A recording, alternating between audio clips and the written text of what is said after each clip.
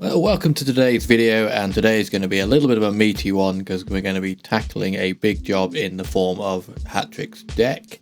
As you can see, it's a little bit tired, a little bit old, some of the paintwork's a bit faded, and she's going to need just a general spruce up, and that's what we're doing today.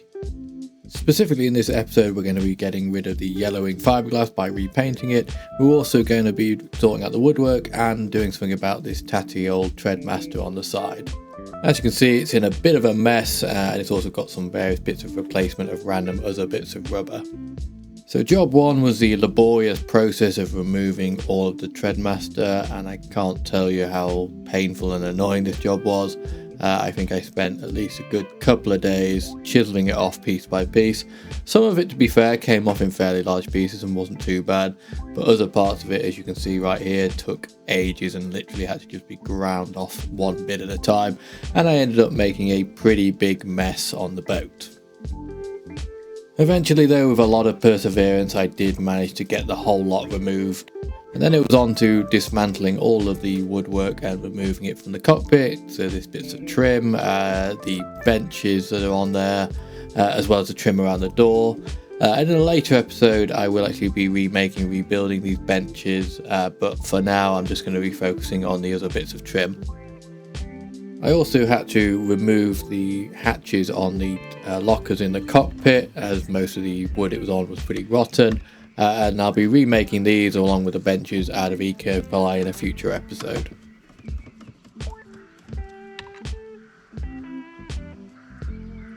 Once I had the boat disassembled to the point I wanted to, then began the incredibly long and laborious process of sanding down the deck. This was mainly aimed at sort of smoothing out imperfections, getting rid of any of the adhesive from the Treadmaster, and just generally preparing it for a decent paintwork. This was pretty laborious, and as you can tell from past Tim who's about to show up, I was pretty pleased once it was done. So we're at the end of another day. It's been a pretty good one today. Weather's been pretty nice. Got all of the deck sanded pretty much, including removing, well, pretty much all the red paint off the side. Yeah, I'm going back it out of here. Oh. It's been incredibly windy today, which has made some of the dogs a bit annoying, but at least it's meant all the dust has disappeared, which is quite nice. And yeah, so she's all sanded down, she's all ready to go. I just need to give her a good clean in the morning. The paint's hopefully going to arrive tomorrow. So yeah, give her a good clean with some soap and water. Once that's dried, I can then do the gel coat repairs, and then give her a good wipe down with some white spirit, and then she'll be ready to be painted. Hopefully the weather stays kind. Should be good for the next couple of days, but I guess we'll find out when it comes. I've also done all of the, turn this around, this bundle here is all of the templates for these tread decks,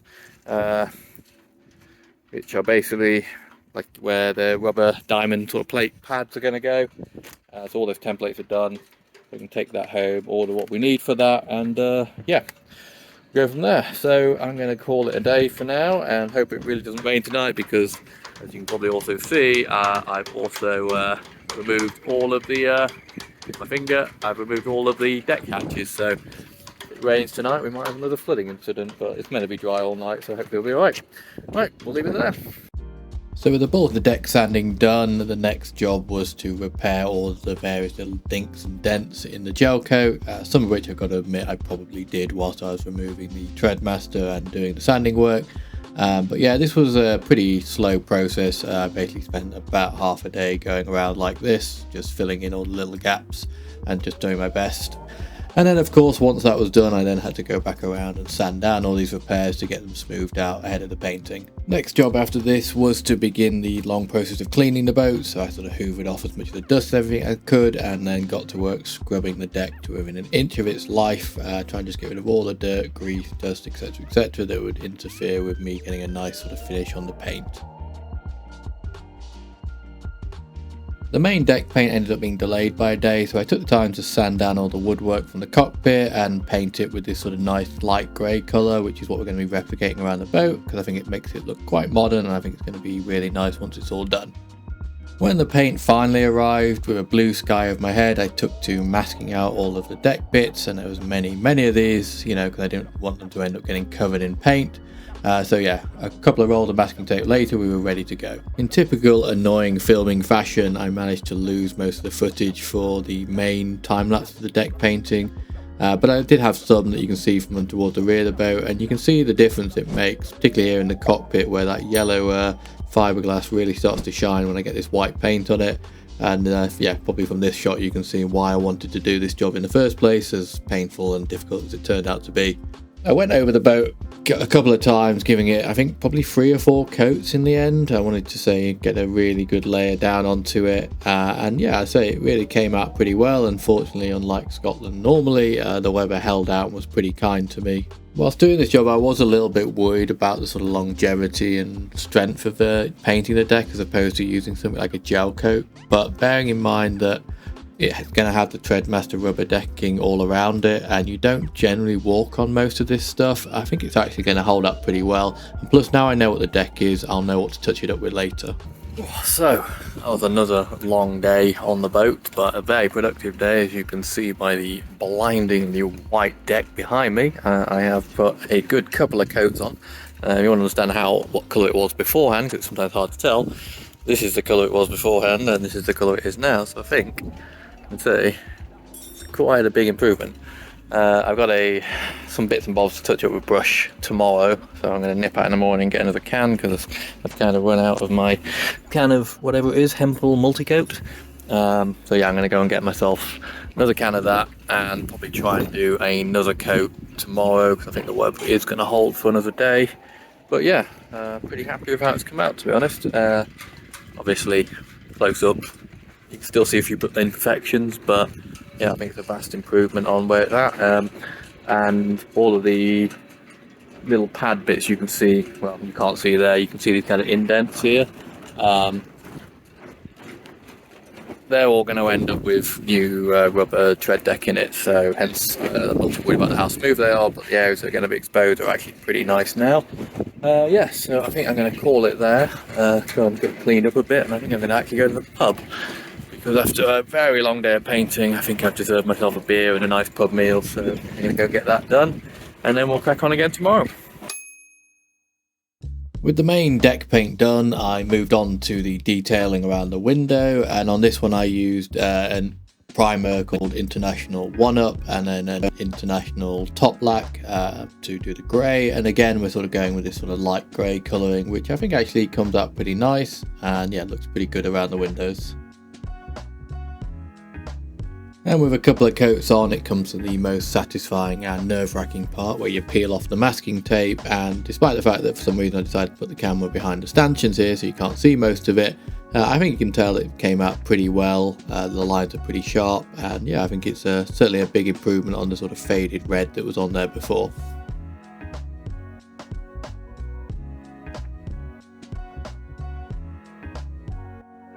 After doing the windows, the next job was to do the red strip along the top of the hull, so it was back to sanding yet again, and also seeing how many times I can climb up and down the same ladder in a single day.